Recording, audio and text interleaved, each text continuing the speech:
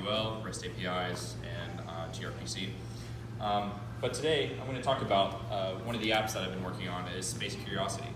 And this app is actually available currently right now on Android and iOS, so please feel free to download it, it's free. And the goal of this app was to be able to leverage all the powerful space APIs that are out there. At the time when we were working on this, we did not see anything that was just quite like this, so I wanted to create something that anybody could download and be able to kind of explore. So it has an interesting origin too. This is actually a collaboration between two open source projects, Daily NASA and SpaceX Go. I'm not sure if any of you guys have heard of SpaceX Go, but this was actually one of the foundation points that we brought in. I met with the developer on Reddit. We talked about the possibility of a collaboration, and we decided that we would actually be able to benefit by both working together because at the time Flutter had just come out, and I had a background in iOS and he had a background in Android, but we both had a background, we were both starting Flutter. So this is a good opportunity for us both to learn. So when we started working, we wanted to plan out what we were going to do for the project, and so we decided we were going to bring in all of SpaceX Go, which includes using the SpaceX GraphQL API, as well as the NASA Images API and other various ones, as well as an ISS tracker, a weight calculator so you can calculate your weight on other planets, as well as solar system facts and just general stuff about like that. We wanted to make it open source first and foremost, since we both were bringing it from open source projects, and of course make it available to Android and iOS to have the biggest reach possible. So one of the reasons why this works so well is because of the great open APIs that are out there. It was super easy to get started. All of these APIs have just REST API interfaces, so you can very easily use them in any client-side application. So we wanted to make it as easy to use as possible. We didn't want there to be any barrier to entry when someone was downloading the app and wanting to explore space. We didn't want it to be super technical, but we wanted to have the information available for the people that knew what they were looking for, but also to be able to help with people that just want a very vague idea of space and maybe go to a rocket launch every now and then. So I actually use this app all the time whenever I go to see a SpaceX launch, because you can actually add the calendar events, you can actually add the rocket events to your calendar so you can stay on track when the missions get moved, as well as being able to see whenever the IIS is right above you, and just so many other things that just the information is there for when you need it. As well as shareable images, so we have a good image downloader built into the app, so you can actually share the images on social media or just set them as your wallpaper right on your phone. And just we crawl a couple different RSS feeds, so you can have one source for a lot of different news articles for what's happening and trending in space, as well as multilingual support. We support English and Spanish, and I believe Chinese right now, and we wanted to make it as accessible to anybody and everybody. And also we use a ton of Google products. So Flutter is a Google product. We have it continuously integrated on Google Cloud Platform, built on a Firebase backend, and a lot of other various Google technologies that we use under the hood.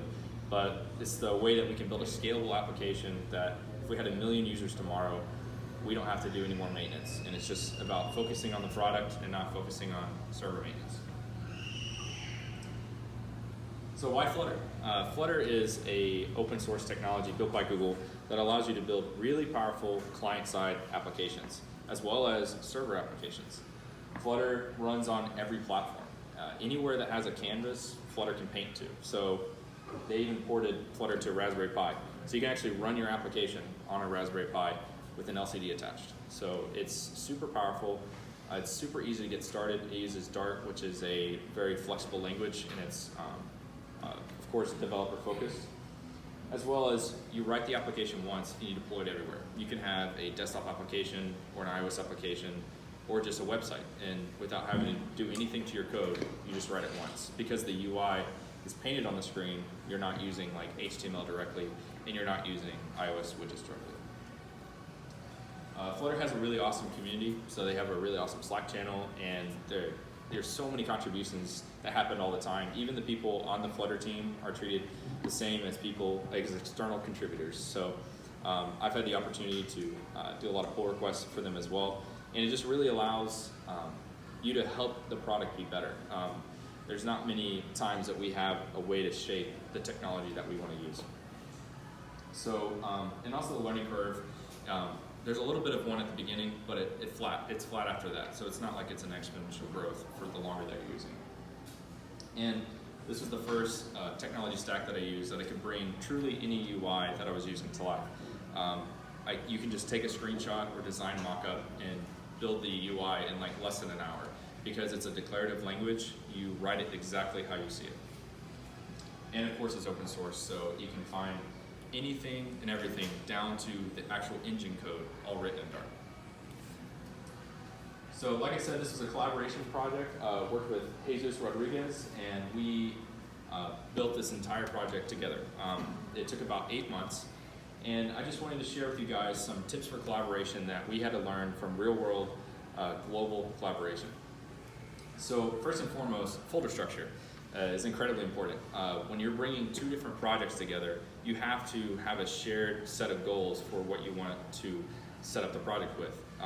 Any person has to be able to pick up your project and know exactly where everything is without you having to walk them through what to do. We leverage GitHub and pull requests so that we don't overwrite each other's data. We can test and make sure that it's working before we push it to the master. And feedback is so important. We would go to Reddit multiple times and we would have private betas and then just iterate upon it. And that's only possible when you have continuous integration, that you can focus on the code and the tests so you know that you're not breaking existing code that you've already fixed. We would also, when we're getting closer to the release of the app, we wanted to focus on an MVP, because as with any project, it can be really easy to just let the deadline slip and slip and slip. So we really focused on just seeing, okay, what can we do with the time we have? We set a deadline and we just said, okay, if the feature's not ready, we're gonna bring it on the next phase. And by doing that, we were able to actually move a lot faster because we just focused on polishing and then focused on releasing.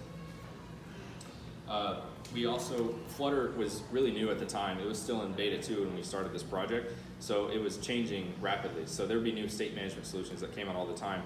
And we also came to a point where we had to freeze our code because whenever you're working on a project, it may be tempting to just keep refactoring it because a new way comes out.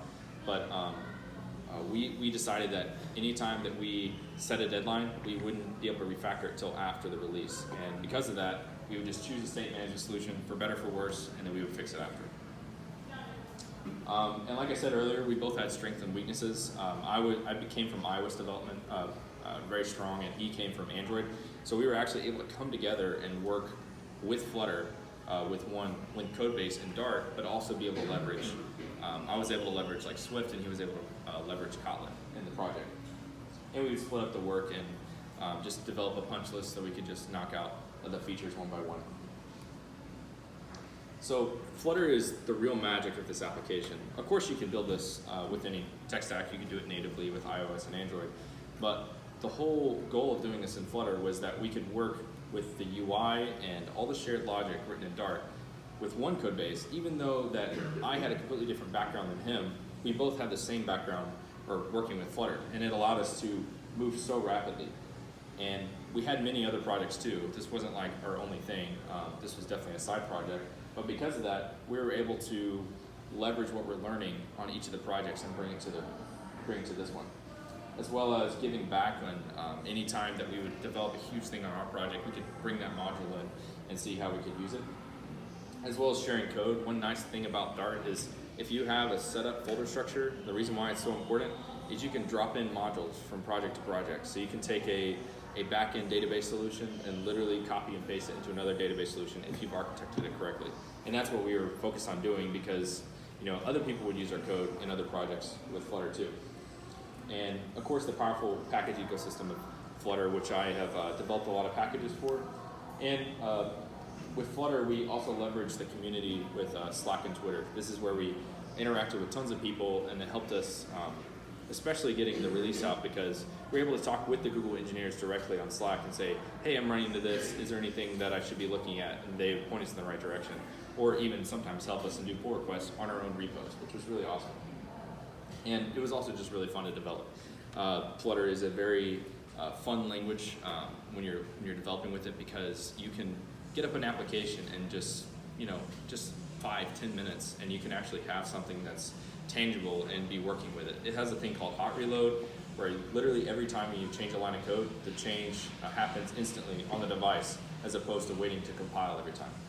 So that's just been a super awesome part about developing with it. And just as a conclusion, I wanted to say that especially when you're working on these projects, make sure that you're building with scaling in mind from the beginning. We could have built our own server solution easily, but the problem was we needed a solution that was scaling without us having to put in a lot more time. We went with the intermediate solution with Firebase and the Google Cloud Platform, because we wanted to, if a ton of users came tomorrow, we didn't want to have to worry about spinning up a server. And this is an open source project. We didn't want to have to spend a lot of our time focusing on the side project. We wanted to release it and just send out updates and not having to worry about the maintenance and scalability of it. So that's why we really leveraged the Google Cloud Platform with that. It was a lot of experimentation and learning. There was a lot of things we did that didn't work, but in the end, we came up with a UI and a strategy that actually did work. And part of, especially with mobile development that I run into, is UX is so important. You may develop something, it may technically work, but that doesn't mean it's the right solution.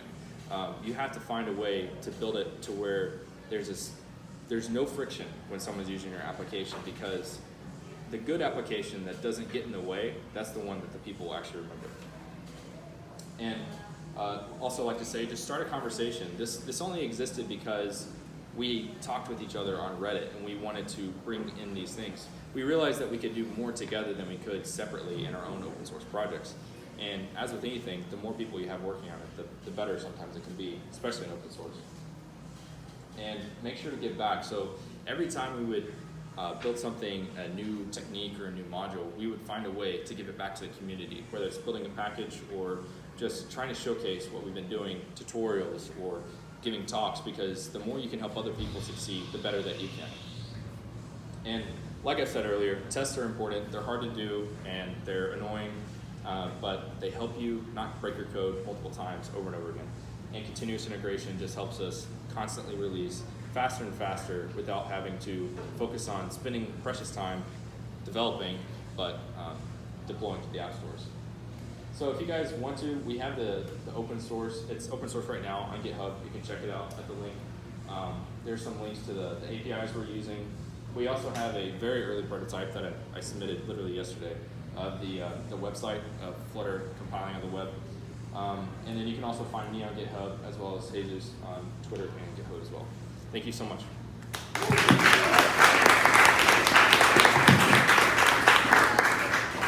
Yes, is there any questions? No. Oh. This is on Play Store? Yes, Play Store and App Store. So, I've been trying to learn Flutter for quite a while now, and every time I get overwhelmed by the sheer number of things that I can do there. That's like, I feel like that's the biggest part of the learning curve.